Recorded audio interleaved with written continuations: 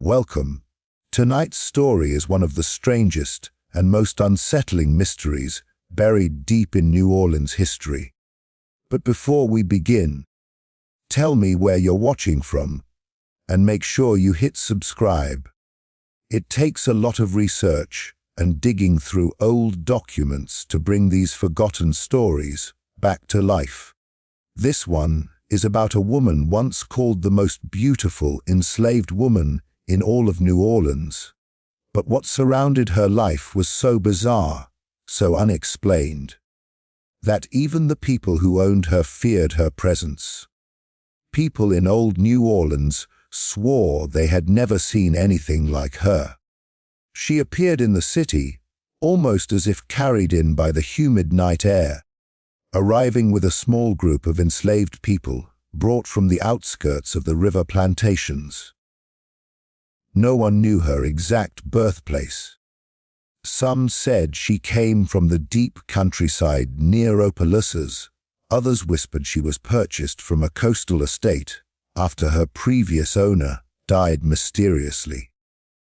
But what everyone agreed on was that the moment she stepped off the wagon into the French Quarter, conversations stopped, doors cracked open, and people who normally ignored the enslaved population found their eyes fixed on her. Not because of fear, not because of pity, but because she possessed a beauty so rare for the time that it made even the most hardened merchants pause. Her skin had a warm, golden, brown glow that seemed to catch every stray beam of morning sunlight. Some said it looked like polished amber. Her hair, long and dark, flowed past her back in waves that seemed unnaturally smooth despite the brutal conditions of bondage. Her eyes, the feature everyone remembered most, were a strange light shade, neither brown nor green, but something between them, almost golden. When she looked at someone, they felt exposed, as if she knew something they didn't want anyone else to see. Even women, who often viewed beauty with suspicion and competition, found themselves staring at her, unable to look away. But her beauty wasn't loud or demanding. She didn't walk with the pride of someone aware of her own appearance. Instead, she carried herself with a quiet grace, her steps measured, her gaze lowered. She didn't speak unless spoken to, yet even in silence, there was something magnetic about her presence. The older Creole women muttered that she must have had ancestors touched by spirits, because no ordinary woman held herself with such calm, such haunting poise. Soon enough, people began asking questions. Who were her parents? Where had she been raised? Why did she seem so different from the other enslaved women brought into the city? None of the overseers had answers. The trader who delivered her claimed she had been purchased from a small estate where records had burned in a fire.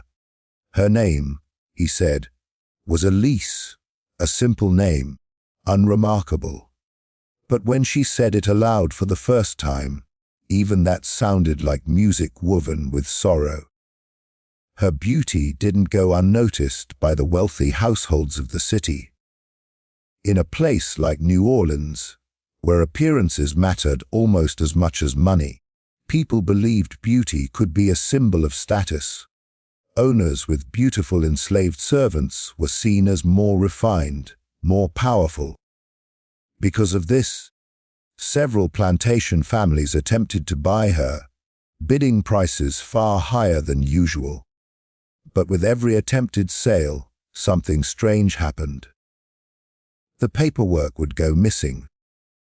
The overseer who handled the transaction would fall ill, or the buyer would suddenly withdraw the offer, shaken by a dream or a bad feeling they couldn't explain.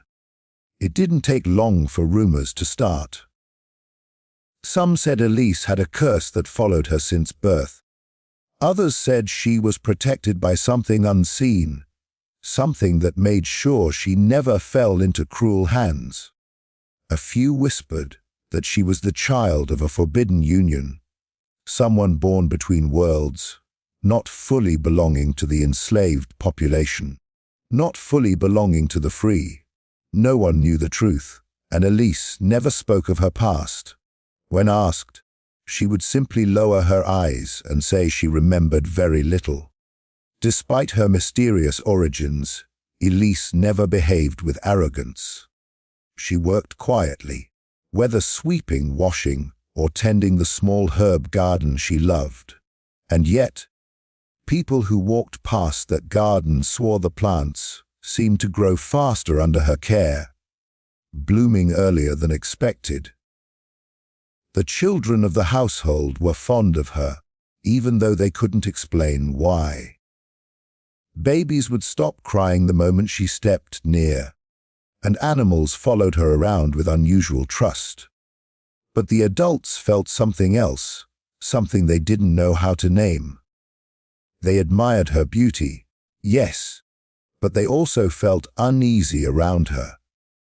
Not because she had done anything wrong, but because her presence seemed to stir emotions people didn't want to admit. Her silence felt heavy, like she carried a story too big for her slight frame. Even in a city full of secrets, Elise became one of its most whispered about mysteries.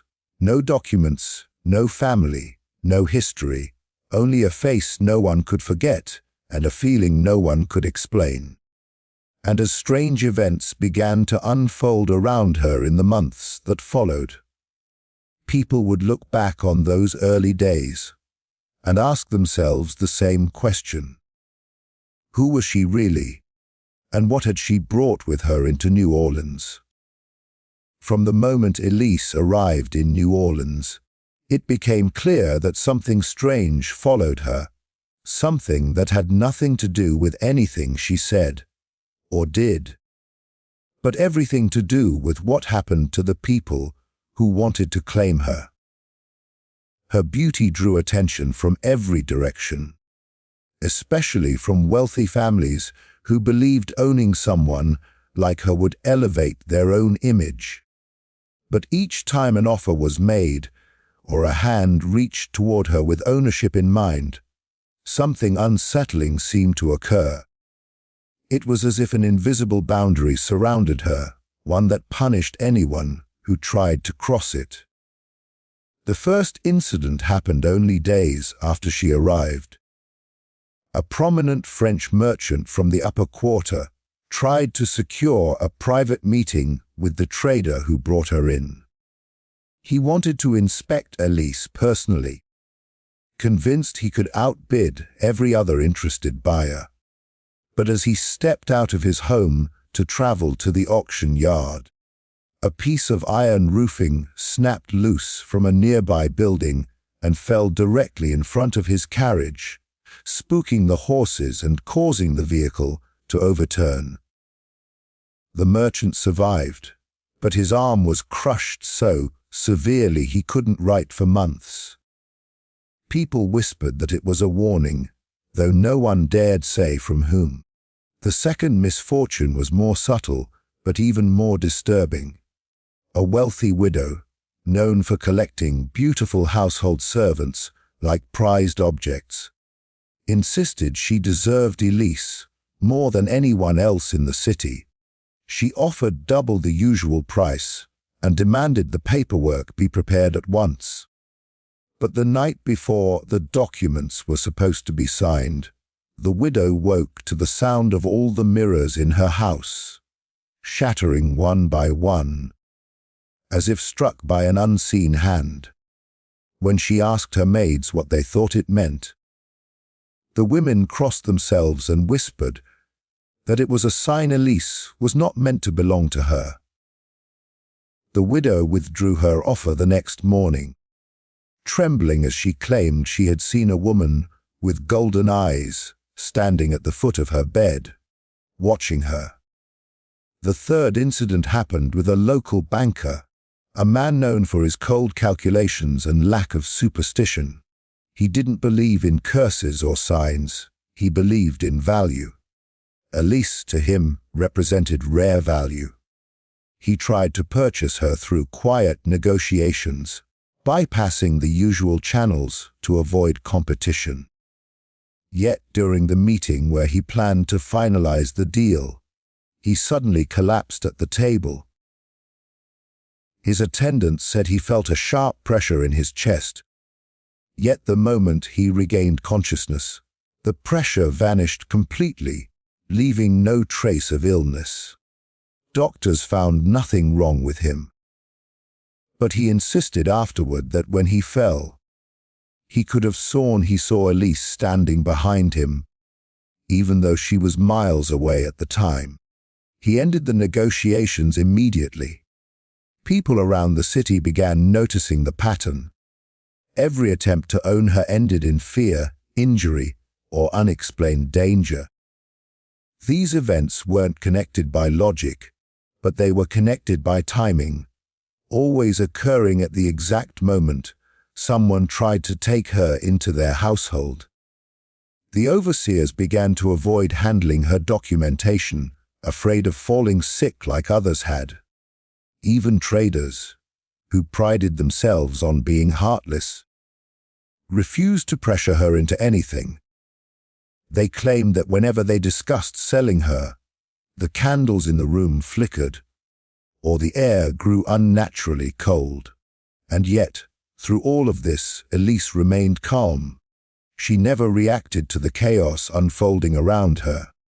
She never defended herself, never protested, never showed fear.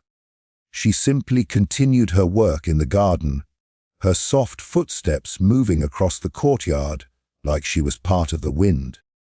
Some believed she had no idea what was happening. Others suspected she knew far more than she let on. Her silence only fed the rumors. One story spread among the enslaved community, passed in hushed voices late at night.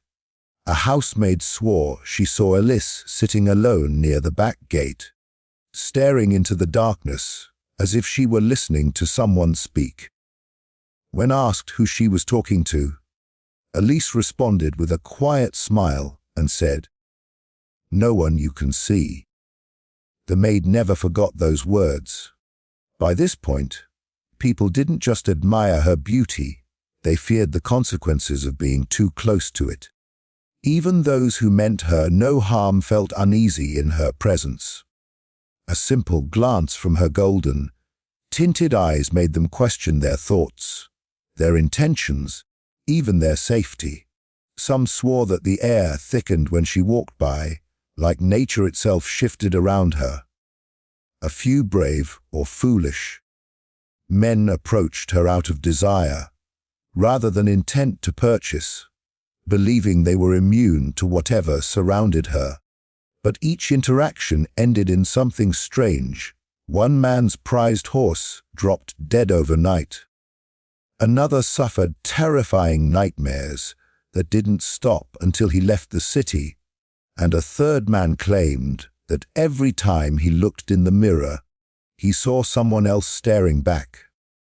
Eventually, people stopped trying to own her, not because they didn't want her, but because they were afraid of what would happen if they succeeded. It was as if Elise carried with her a silent protection, a shield formed not of steel, but of pure mystery. And while no one understood the force surrounding her, everyone understood one unspoken truth.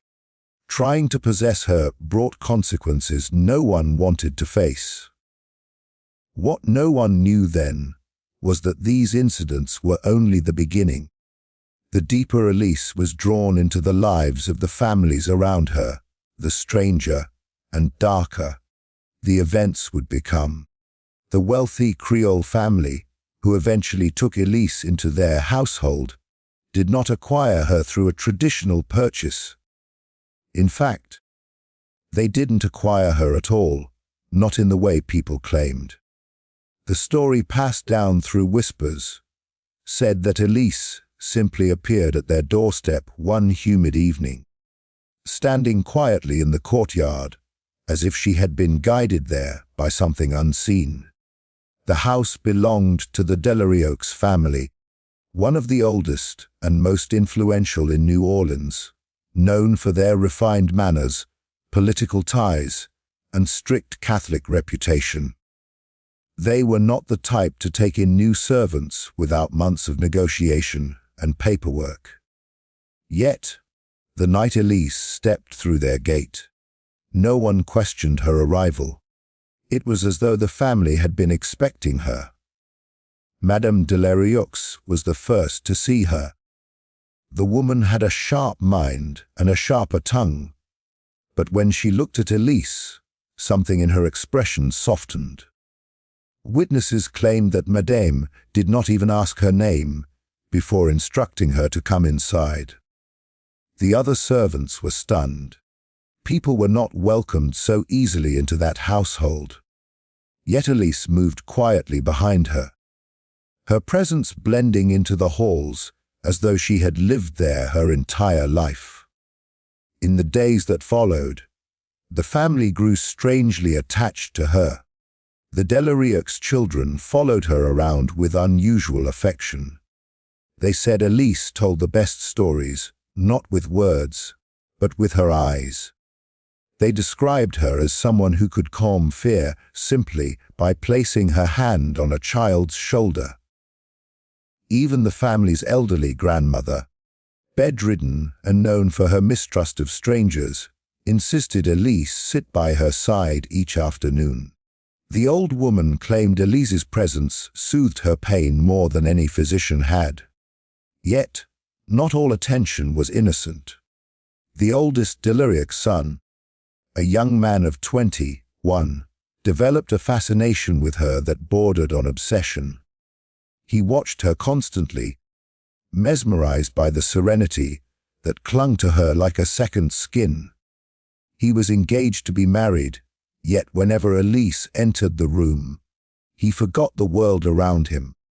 Servants whispered that he followed her with a reverence usually reserved for saints or spirits. But Elise never encouraged his attention. She kept her distance, offering only quiet politeness and nothing more.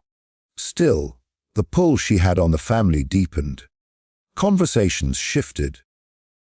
Decisions seemed influenced by her silent presence. Madame de Lerieux began waking in the middle of the night, convinced she heard Elise humming in the hallway, even when Elise was asleep. The master of the house, normally a strict and structured man, found himself distracted during meetings, replaying moments where Elise had simply passed him in the room.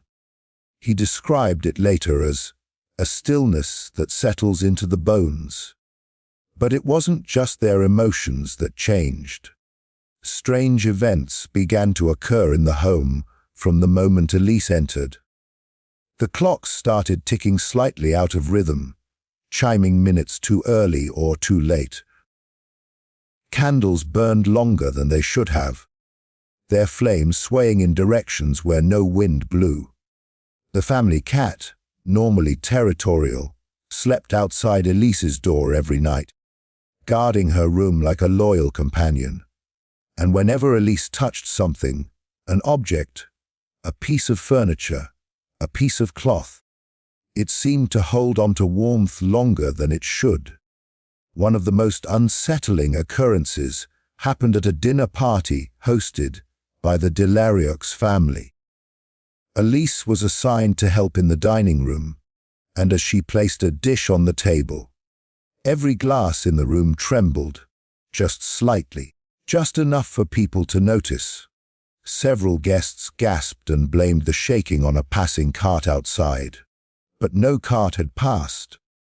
Elise kept her gaze low, her expression calm, and the tremble stopped the moment she stepped back from the table. Guests couldn't stop talking about her after that night.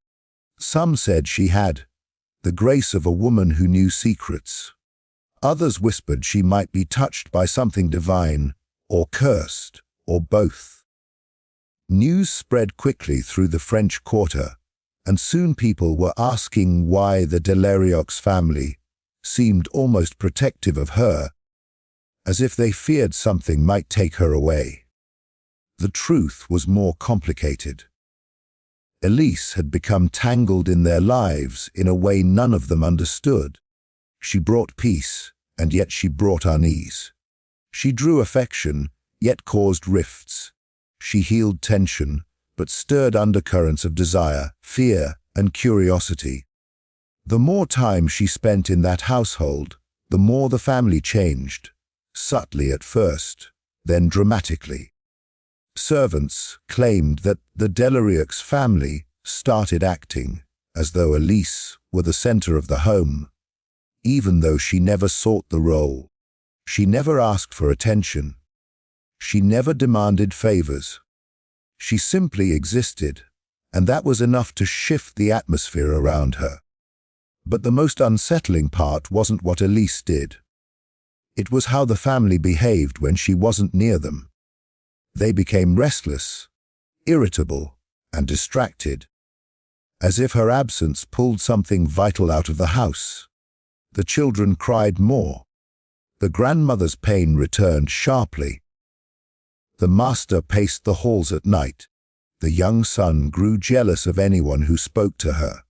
Even Madame Delarieux, proud and hardened by society's expectations, found herself staring at Elise's empty chair in the kitchen, wondering why she felt calmer when the girl sat there. It became clear, even to outsiders, that Elise was no longer just a servant. She was a presence, a force that the Delarieux family could not let go of. Something bound them to her, something no one could name.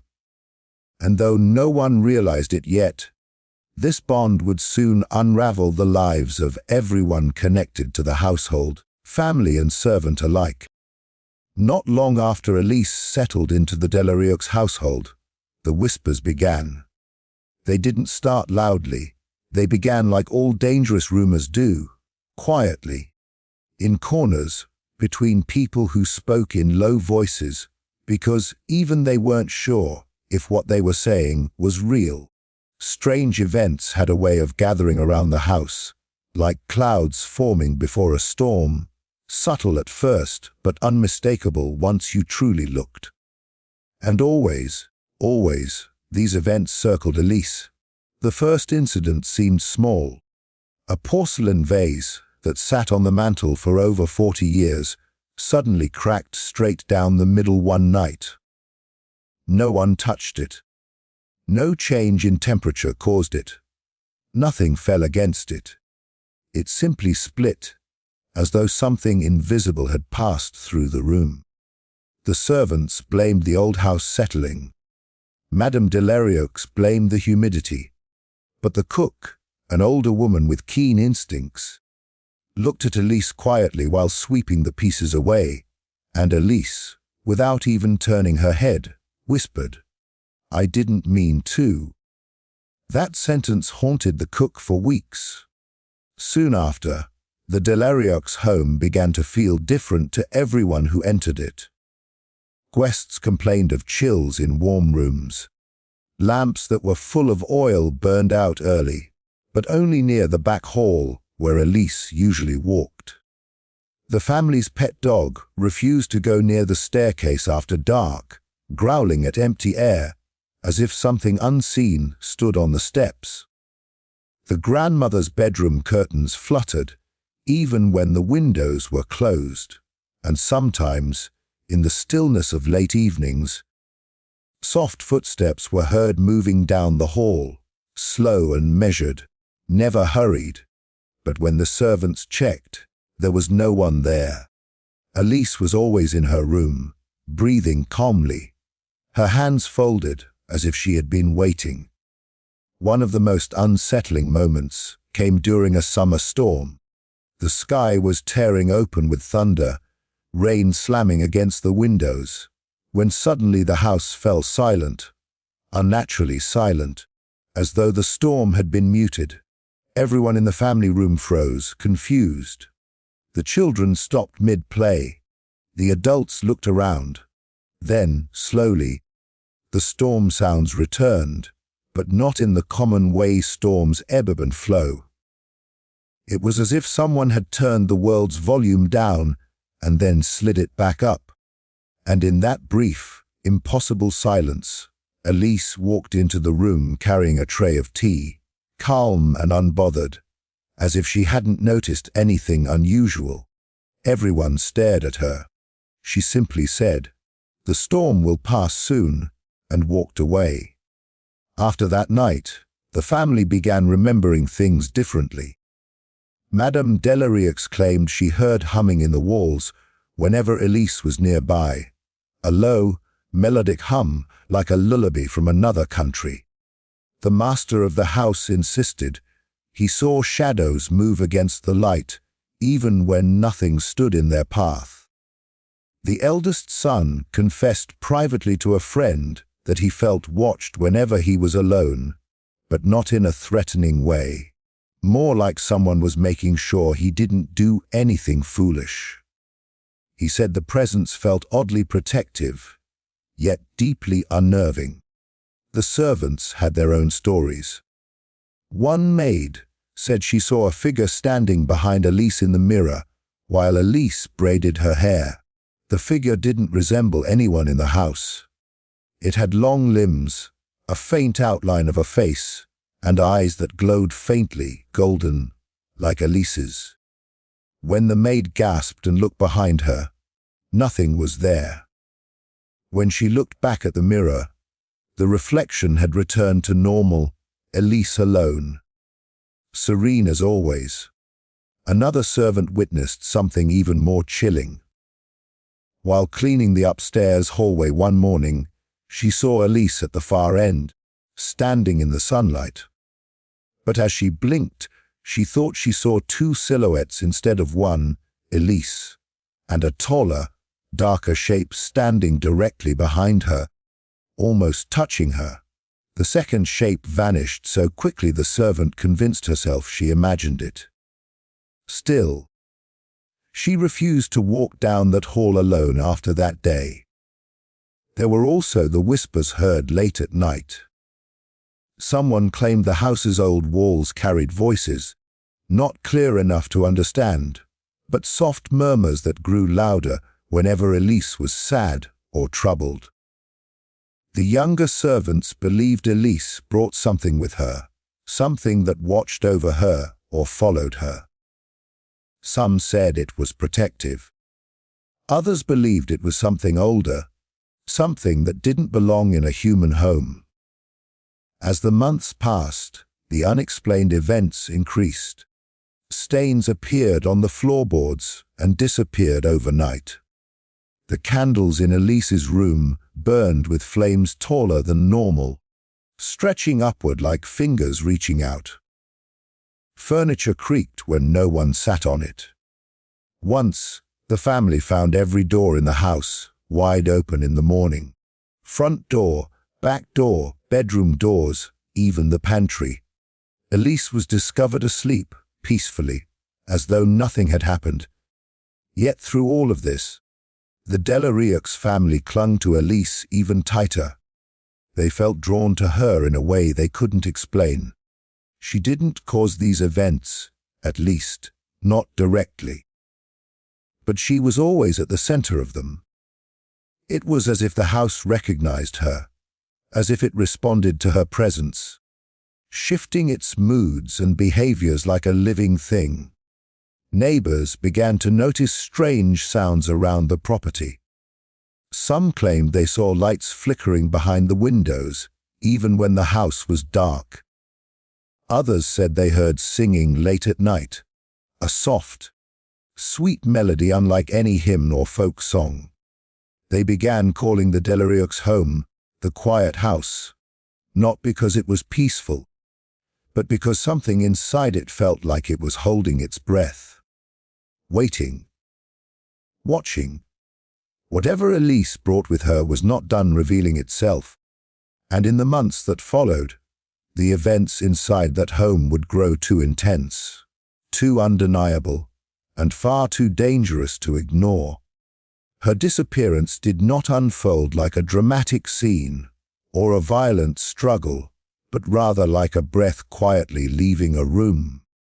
One evening she was seen standing near the edge of the courtyard, her hair illuminated by the fading light, her eyes fixed on something distant. Some said it was the river, others said it was the sky, as if she were searching for a sign only she could understand. And by morning, she was no longer there. The door to her small quarters remained untouched from the inside, her simple belongings neatly folded, nothing broken, nothing scattered, nothing suggesting panic or force. It was as though she had simply stepped out of the world she was trapped in and moved into another without leaving so much as a shadow behind. Those who went looking for her followed the paths she used to walk, through the rows of magnolia trees and along the narrow strips of earth she tended. But no footprints guided them anywhere. Some workers whispered that the night before she vanished, they heard soft humming drifting through the corridors, the same lullaby she used to sing, but when they traced the sound, they found only silence and the rustle of cold air moving through the hall. As the days passed without any sign of her, confusion turned into fear. The masters questioned everyone, even the older women who barely spoke, hoping someone had seen her slip away or heard a carriage, but no one had. The hounds brought out to track her scent followed it only a short distance before circling back, whining and refusing to continue, which sparked strange conversations in the dark corners of the yard. Rumors multiplied, each more unsettling than the last. Some claimed she had run toward the swamp with help from spirits that protected the wronged. Others insisted she had been taken by someone powerful who wanted her beauty for himself and covered it up with bribes and silence. A few, who remembered the way she sometimes stared into the distance, as though listening to something calling her, believed she had simply gone toward whatever it was, choosing disappearance over captivity. But beneath every explanation lay the same heavy truth. No one could understand how someone so watched, so controlled, so desired, could vanish without leaving a single trace behind. Her absence became louder than her presence ever had been, unsettling the household, altering routines, and leaving a lingering question that no one dared to say aloud. Had she been stolen? Had she escaped? Or had something far stranger and darker taken her away? In the years that followed her disappearance, her story did not fade the way most stories from that time did. Instead, it grew, shifting into something neither fully real nor fully imagined. Passed from one generation to the next like a whispered warning carried in the humid air of New Orleans nights. People claimed that her spirit lingered near the old quarter where she once lived, appearing unexpectedly in reflections, sometimes in a windowpane fogged with summer heat, sometimes in the still surface of the river at dusk. Elders told children never to stare too long at the water, because some swore they had seen the outline of a woman standing just beneath the surface, her face calm, her eyes unblinking, as though she were waiting for someone willing to listen to the story the living tried so hard to forget. Even musicians who played late into the night said there were moments when a cold breeze slipped through their gatherings, carrying the faint scent of magnolia, the same scent she was always known for, though no flowers grew nearby. The city itself seemed to carry her memory. Old homes creaked with unexplained footsteps. Candles flickered when her name was spoken, and certain rooms were said to grow colder without reason. Workers who passed near her former quarters after dark claimed they heard soft humming floating through the air. The same lullaby she once used to soothe the younger children, except now the sound appeared with no source, no figure, no breath behind it. Those who knew the most about her swore she had not vanished by ordinary means, and the unanswered questions surrounding her fate became part of the city's darker folklore. Some believed she watched over others trapped in suffering, protecting them in ways she never could protect herself. Others feared she lingered because her story remained unfinished, her life interrupted so abruptly and mysteriously that her spirit still wandered, seeking the truth no one had dared to uncover. Over time, her beauty, which once drew attention, desire, and danger, evolved into something symbolic, something far larger than her physical form. She became a reminder of all the voices erased by force, all the lives that vanished without explanation, all the injustices sealed behind silence. Her legend served as a quiet rebellion against forgetting, a way for the powerless to claim back a piece of their past. Even those who did not believe in spirits admitted that some mysteries hold themselves together too tightly to disappear. And in New Orleans, a city that breathes history and shadows, her presence remained woven into its corners, unseen but felt, silent but unforgettable, forever reminding the living that some stories refuse to stay buried.